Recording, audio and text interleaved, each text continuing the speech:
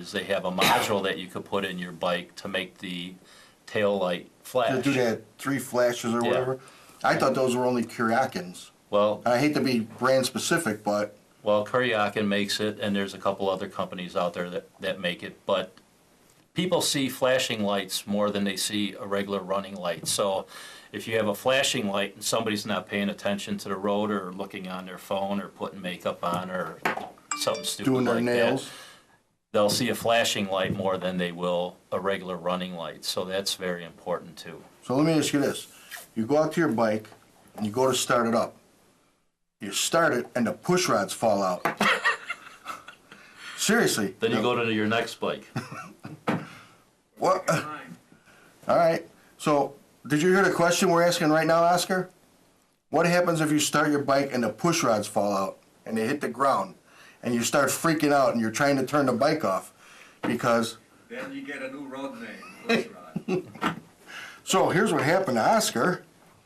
We were having pizza and Flowers, one of our guys, Oscar was still a prospect at the time, walked up and laid some push rods on his running boards. So when Oscar started his bike, the push rods fell. He freaked out. We're all standing there watching what he's doing. He's like, what the, and then he looked up and seen us laughing, so. Got a new nickname. Practical jokers. Push rod. There you go. So now I have a question that I was asked, and it happened to me, so I'm going to ask you. We're down, just getting into Bloomington. I'm doing about 70 miles an hour. I hear a pop. I thought it was I got a carbureted bike, my bagger. So I'm thinking, carburetor backfired. Harper looks over. He's like, I go, keep riding. Fuck. So we're stopping for breakfast. We hit a Bob Evans. Pulled in, I backed the bike in, we went in, we ate, come out, tires flat. Rode 5 miles. Not a joke. I don't have the picture with me. 5 tires on a flat? 5 miles. Did not know, it didn't feel like anything was wrong. And I mean, Rare. and you know how I ride, how I lay down on, even my bagger, I lay it down on the turns. Went through, we parked, we had breakfast, come out, like, damn, tires flat. Called, I think it's Chuck's. They come out, got us. It was hot as hell that day. So we get into the shop. Guy's like, all right, yeah, just go walk around, do whatever, get a hot dog or something, and we'll take care of it. Guy comes out from the parts counter. He goes, I'm going to show you your tire. And I'm not joking, not joking. You see this? See this? That's how big the hole was in the sidewall. I'm telling you, I put my fist in it. That's how big the hole was. Okay? That's not what I'm going to talk about, though. But that sucks because I rode 5 miles like that. Yeah. And I lay down on the turns. I really do. So now, here's where the question comes in. He goes, well, I got it off. We got to do your brakes. Is that like a Harley-Davidson rule or a dealership rule? It's not I needed brakes. It's not necessarily a rule, but general rule is when you have a wheel off front or rear, you check the brakes, the brake rotor, the belt, the brake pads, and if anything needs to be changed or adjusted at that time, it's cheaper to do it at that time than leave and then have to come back. So for Especially cost when effective. Right. Because if I got to come back and put brakes, now I got to take everything, okay. Then they have to charge you more. And the So- reason I was mad about that, the year before, Junior got a flat tire and decided to buy a new tire, and they made him do the brakes too. Fluffy took care of it though. He called down there. We were in Decatur. I don't remember the name of the place, but Fluffy called from Wildfire. He was at Illinois at the time, and he told him, "Hey, take care of the bike," because they were at like $500, and it wound up only costing like $350 when it was done. Most of the time, people, they neglect to have it, to do anything else while the wheel is off, but that's a good time to do things because it's cheaper in the long run.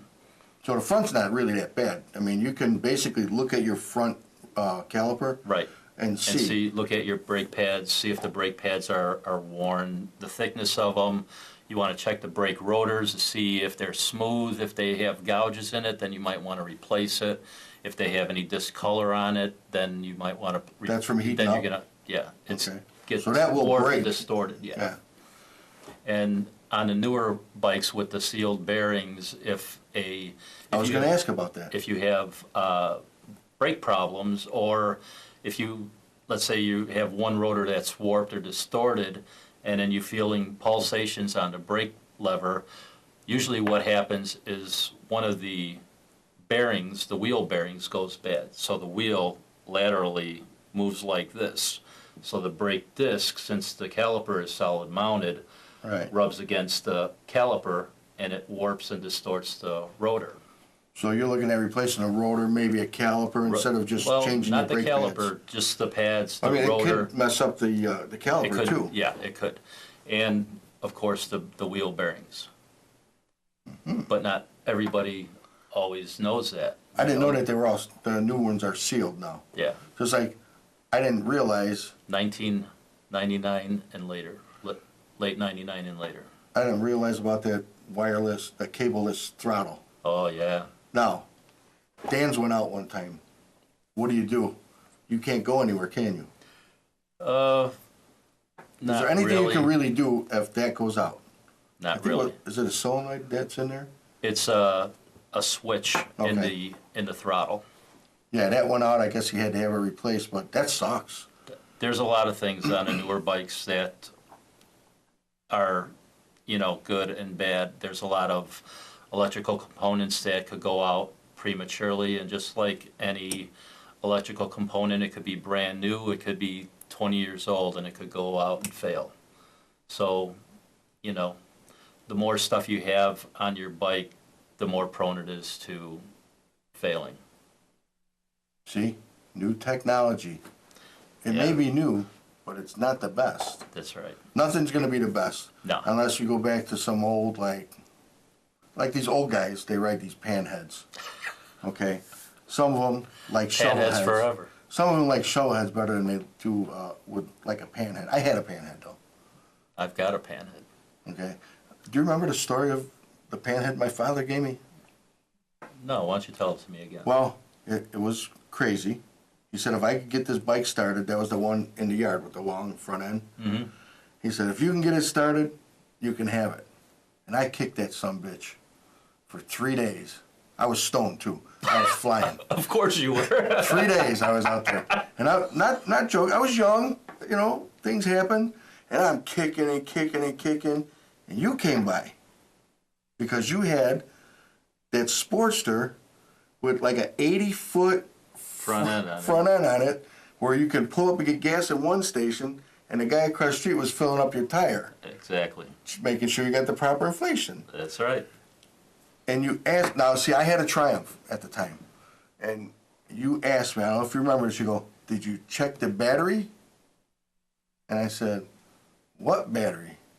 I said, the battery. That was that square-ass tall battery, Yeah. I think it was. My Triumph had the magneto and stator, or whatever the hell you The call it. magneto. Yeah, so that you just kick. You didn't need a battery. But I'll be damned. Put a battery in that thing, fired right up. Boom. After kicking it for 3 days, it was primed. Yeah. It was ready to It was go. ready to go. Yeah. It was all ready to go. Well, electric wine, don't drink it, kids. It's not good for you. Not at all. It'll make you do crazy things. So yes, Take our word for Mr. it. Rhodes here and I have ridden a few miles together, and he's had some outrageous motorcycles.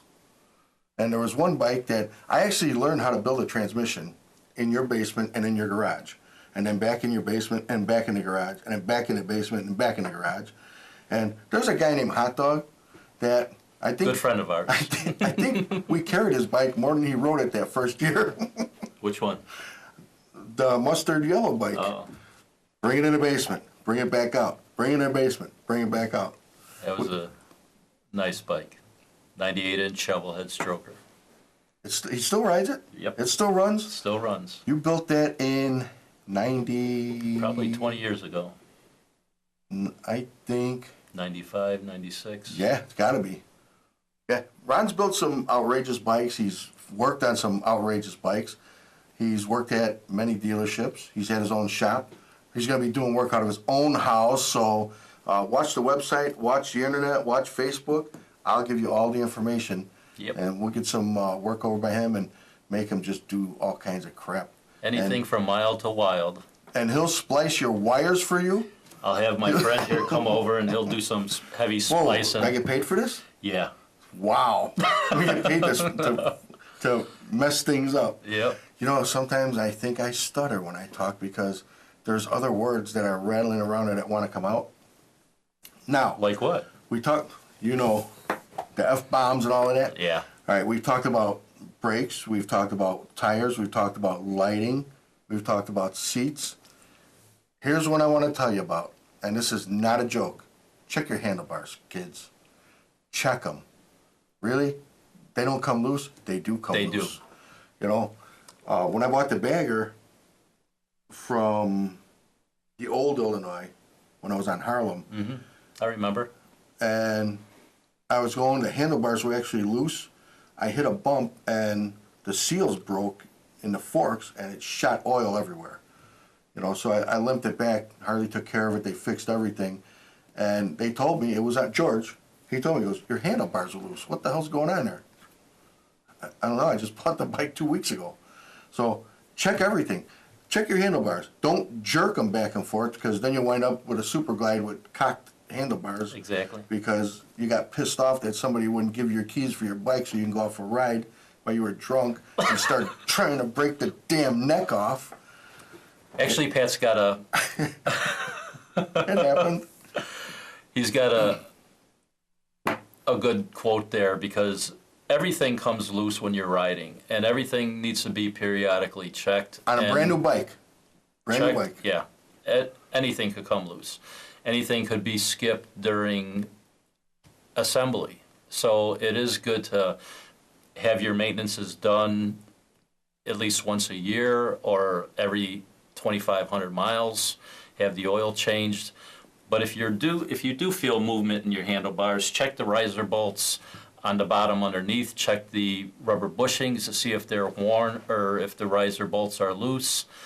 And sometimes just putting a wrench on there and tightening it up will give you a tremendous amount of ease in your mind because you might be going like this with the handlebars and all of a sudden you tighten the bolts up and now they're stiff and now it's like, okay, it feels a lot better and it's more safe. Last thing we got to cover on the bike. The battery.